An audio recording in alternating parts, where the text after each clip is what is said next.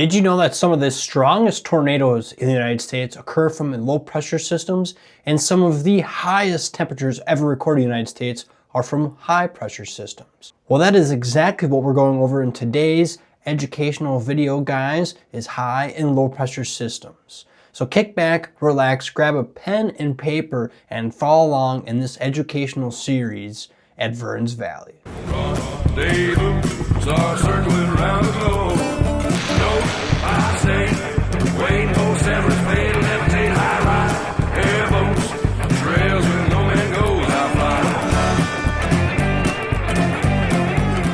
Well, guys, you've heard that correctly. We're learning about high and low pressure systems today, and I will more than likely throw in cold and warm fronts since those play a crucial role with low pressure systems, not so much high pressure systems, but we'll get into that much later on. Welcome into Verns Valley, by the way. For many of you who do not know me, I am Damien. I am I wouldn't say a veteran storm chaser. For many of you, probably never heard of me, but I've been in the shadows for the last decade. So now I'm just slowly dipping my fingers into the social media realm. So you'll be seeing a lot more of Damien and Verns Valley this year and from many, many years from here on out. So with that being said, we will jump right into the most educational video series you guys will probably watch on this channel. I like keeping you guys informed, especially with severe weather season coming fast, guys. I'm talking weeks to a month, if that. It's coming very quickly. So with that being said, we'll jump right into what are high pressure and low pressure systems. So to fully understand what a low and high pressure system is, I'm going to draw a very brief illustration of how a high and low pressure system works. I'm going to start with red as high pressure and blue as low pressure. We'll throw blue away because we're going to start with high pressure. So basically it is exactly what it means, guys. Exactly what it says, high pressure. So usually, now forgive me, I don't correctly remember the measurement for this, but it's 29.8 mercury something is the normal pressure just for us at sea level here. So if you ever have a high pressure system, they're pretty occurrent in the middle of the summer or in the dead of winter like we are almost in right now. They really bring in extremely low temperatures or extremely high temperatures, guys. There's nothing going on. It's basically a blocking mechanism, so to speak. It's just warm air or cooler air rising, so to speak. Cooler air doesn't cool, right? Cold air sinks. So that's a little bit contradicting, okay? That's why in the winter times, though, you have a high pressure system come in, it really sucks down that colder Arctic air and it kind of just locks it in. But with that being said, we'll draw it out real quick for you guys. Obviously, we'll start off with an H here for high pressure. Now, the winds around a high pressure system are clockwise, unlike a low pressure system, which are counterclockwise. So we'll start off with the winds clockwise, right? So anytime a high pressure system sets up or rolls in, the winds are constantly going clockwise around the high pressure system. So that's why, like in the dead center here, right around this H, you'll have the highest temperatures. We'll just put H, another H right here for high temps, or you'll have the lowest, we'll just put LT for low temps. If you can see that, you can kind of see that right there. So that's why in the middle of a high pressure system, you'll have extremely warm temperatures or extremely low temperatures. So you kind of understand that. That's a high pressure system, guys. It's a clockwise pressure system. So we'll get rid of the old red and we'll grab blue for low pressure. So low pressure is what drives all of our storm system, guys. Snow, tornadoes, severe thunderstorms, all of that good jazz. That's why you'll see, we could see 50 degrees I saw this upcoming week, and then a significant temperature decrease after that. So that is common with low pressure systems and or cold fronts. So low pressure, we'll start with that L, guys. Take that L, right? So L, just like that. Now, like I said, low pressure systems are counterclockwise. So the winds around a low pressure system are exactly like this, completely opposite of a high pressure system. If I can draw an arrow, yeah, there we go. Forgive me for my childish arrow, but that is a low pressure system. So it's exactly opposite. Now, low pressure system is low pressure is exactly what it means, low pressure. So that's just where, if I could try to explain it in the most simplest terms, it's when, you know, basically the air is sinking the fastest.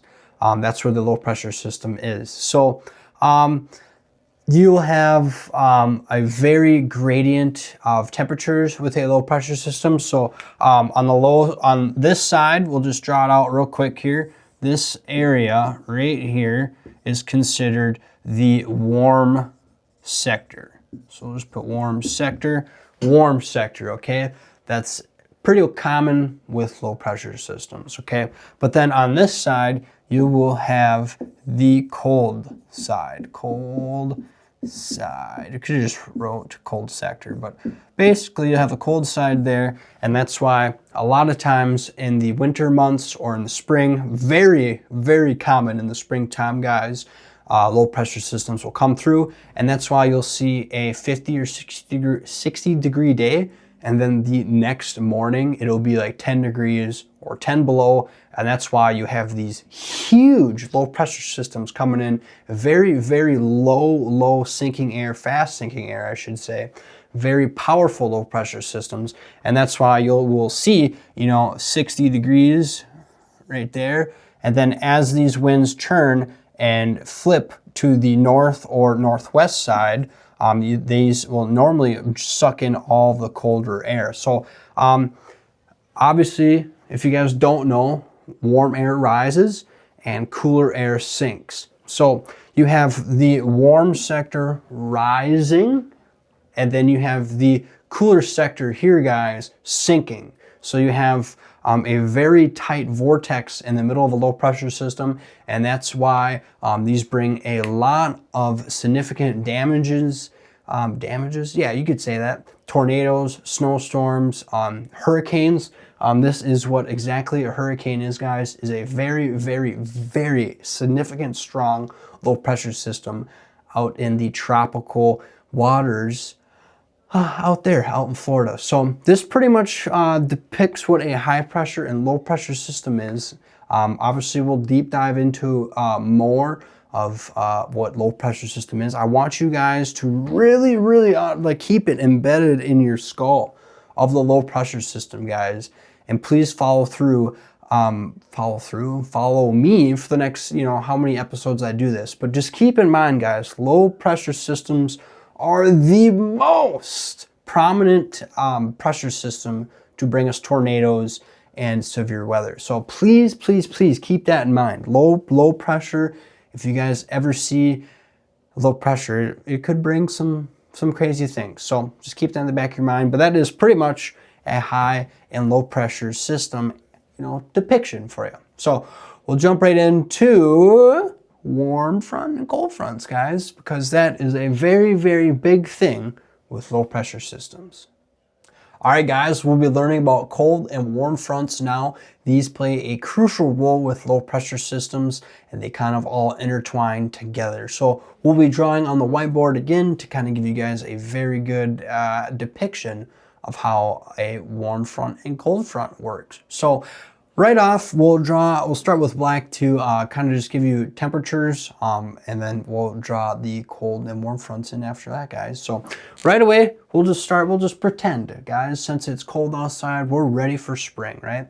We'll just picture ourselves, it's May. It's 70 degrees outside, it's the middle of the day, it's 2 o'clock, let's just say, it's 2 p.m., right? We'll just draw up here 2 p.m. for the old crap, why not?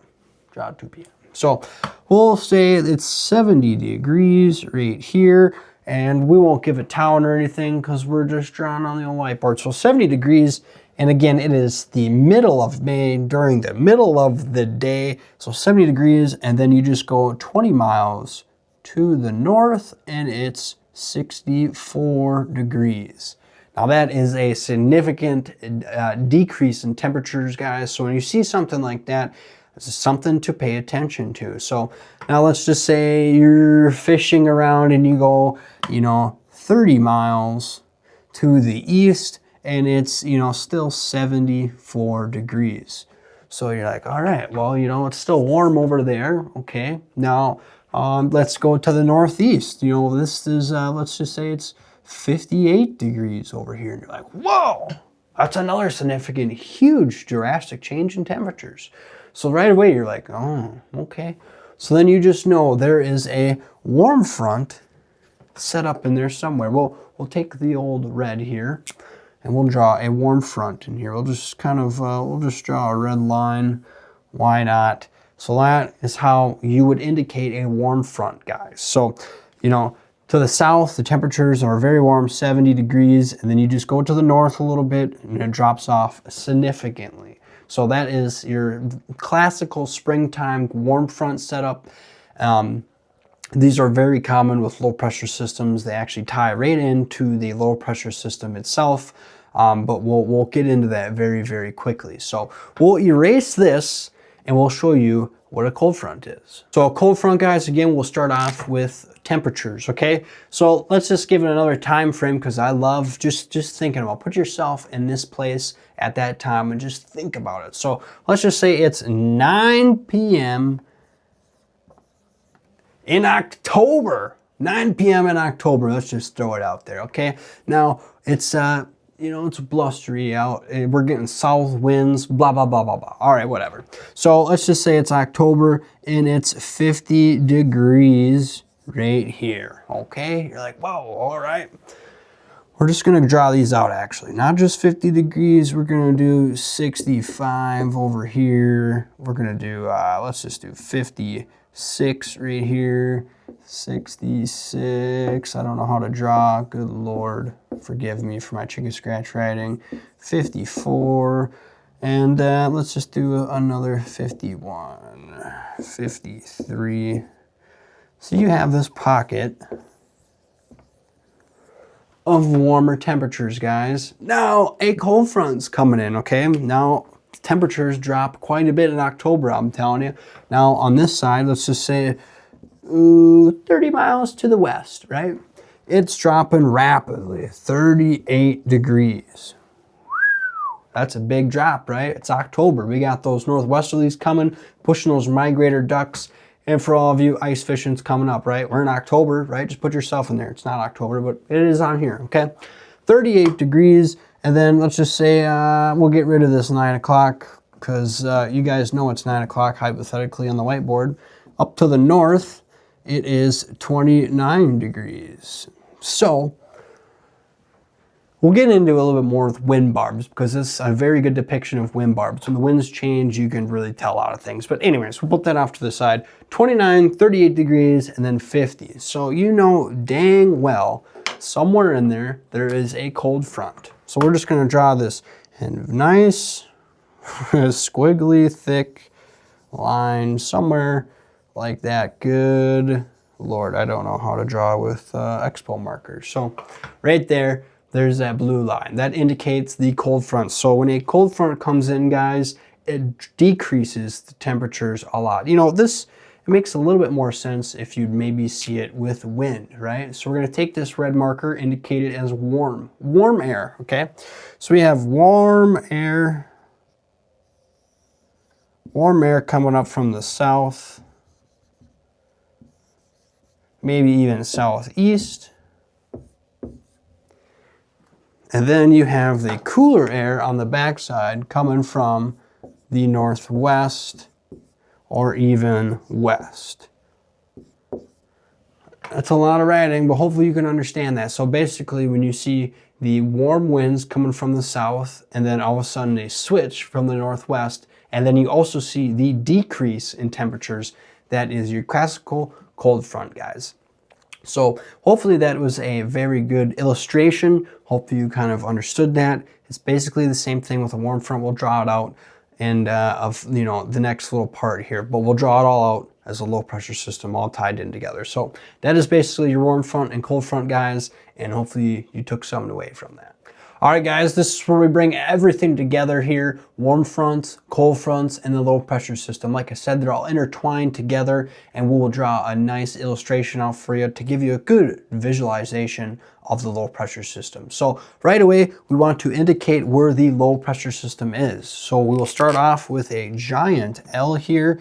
We'll make it kind of visible for you guys. There we go, look at that. Nice big L, take that L. So now that we've indicated where the low pressure system is, every one of them has a cold front somewhere along the vicinity. Even if it's a 4-degree temperature decrease, that is considered a cold front in the summertime. So we will hook up that cold front to the bottom left-hand corner, and we'll kind of drag it out here, because sometimes, not all the time, are they in a straight line. You know, they kind of have a little bend to them. So, and then obviously with every low pressure system, you have a warm front, red, right? So we'll just tie it here to the handle of the L. Nothing too fancy. It's not exactly where it is all the time. So, but that's okay.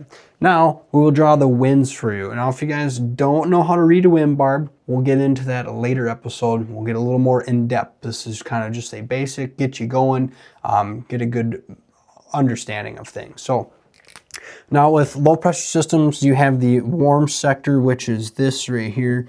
We will actually label that warm sector. So you have the warm sector, and with the warm sector, you have the southerly winds, guys, cranking up the warm, moist air from the Gulf of America, bringing in all of that nice air, right? 70 degrees, could be 60 degrees, but you can definitely feel it. It's warm, it's moist. You can definitely breathe it in, right? You can feel it. It feels amazing, especially when you get a nice warm day in the springtime. So now you always have the cold sector as well. Obviously with the cold front here, we will do the cold sector, which is AKA dry air. We should actually indicate as well in the warm sector, this is moist air. You guys really have to keep in mind of the moist and dry air. It plays a very key role into producing storms and tornadoes. So you have the cold sector here, guys, the warm sector, and that is pretty much kind of the little gist of it. Now we'll get into more details right this second. So now actually what I do want to show you guys is how the low pressure system actually spins. Okay, so this is how the winds go around the low pressure system. Kind of like we illustrated just a few moments ago, guys, how the winds are counterclockwise around the low pressure system. So we're gonna use purple to indicate the winds. Now remember, we have the winds coming out of the south, bringing in all that warm, moist air. But as soon as these winds start to change, we have it just on the warm front here. Hopefully my arrows are okay. And then as soon as you get on the warm front, winds are coming from the south, and then they immediately switch. And I'm talking immediately. And that's how you can easily depict where the where the warm front is. It's exactly where the winds come from the south, and then they switch. Now they don't necessarily go like this, but you'll have, you know, just from the south, and then you'll just have the slight switch to the easterlies. So all these winds are coming from the east. So that's how you can depict where the warm front is, guys. So as these winds come from the south, just like this, they hit this sector, and then the winds immediately change from the south to the southeast, and then eventually to the east. And then as you get closer to the north, we're gonna put the small n right here, guys. You probably won't kind of see it with, you know, the reflection of the light, but just as the closer you get to the north, guys, the winds start to change. They go more to the northeast, and then to directly from the north, and then from the northeast. And that's where you get this cold sector where the drier air comes in, guys. And then basically, you know, over here is west, you know, obviously down here is south where all the southerly winds are coming from. And then eventually, as you get closer to the southwest corner here, guys, the winds will either be coming directly out of the west, impacting this warm front, or this cold front, excuse me, this cold front here. The winds will be coming out of the west, or sometimes they even coming out of the northwest. You know, it just depends where you're at. But essentially, this is how the low pressure system sets up, guys. So a lot of times you will get storm initiation. You have three areas of storms that could form. You have the triple point, which is directly right here in the center. This is where all of the winds come together. Basically, this is the center of the low, right? Where everything is spinning to the lowest pressure, guys. So a lot of times, I would say, as my experience as a storm chaser, I would say about 60% of the time you will have a tornado warning right in here, right in this triple point. So if you further on in a further episode, we'll teach you guys how to learn or view the wind barbs. Good Lord, I don't know why I was such a tongue twister there, but wind barbs, guys, a very key important role for storm chasing.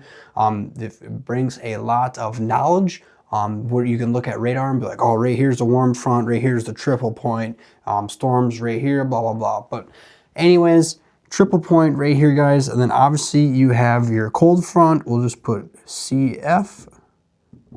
Cold front almost looks like a G. CF right there, guys. Cold front. And then you have your warm front right here. WF. CF. So warm front right here, guys. And cold front right here. So these are your three main areas of interest when it comes to storm chasing. These are the three main, I'm telling you, areas, because warm front, guys, you have warm air at the lower parts. Obviously the sun's heating up the surface, and then as those cooler temps, you know, are sinking, the warm air kind of rides it. You have that fighting, right? You have cold and warm air fighting as well down here, guys, with the cold front. You have the cooler air sinking on top of the warmer air, and that also causes a huge chain reaction. So a lot of the times you'll get very violent tornadoes up here along the warm front. Even on the cold front, there has been some beautiful photogenic tornadoes on the cold front, just because you have this beautiful dry air, which on this, you know, on the backside of this cold front, it's normally no clouds because it's drier air. There's not as much condensing in the atmosphere. So that's why a lot of storm chasers will hug on the backside of a cold front or this dry line. We'll get into that as well. Further on episode, we'll get into a little more depth, right? Like I said before, just skimming the top of the iceberg right now, right? So, again, three areas, guys, that are really keyed in for a low pressure system. So that's pretty much it. Winds coming from the south with that warm sector. This is where a lot of storms happen along the warm front, along the cold front, and then especially in the triple point. But a lot of the warm front sector, guys, is a very common area for storms to initiate and drop several tornadoes. So that pretty much, again, that is a very good illustration of a low pressure system and how it all intertwines together with cold and warm fronts. Well, guys, that pretty much wraps up this episode here at Verns Valley with high and low pressure systems, along with cold and warm fronts. I really hope you enjoyed what you watched, and I do appreciate you staying until the very end. It really helps out the channel. Now, stay tuned for this next episode, guys, which is the three main ingredients for severe storms. We'll really hone in on what you need to get these storms going this spring, and really what to look for and what not to look for, I guess, yeah, so to speak. So again, I really appreciate you staying until the very end, and we'll see you here next time at another educational video, a part of this series here at Verns Valley. Enjoy the rest of your week and enjoy these warm temperatures.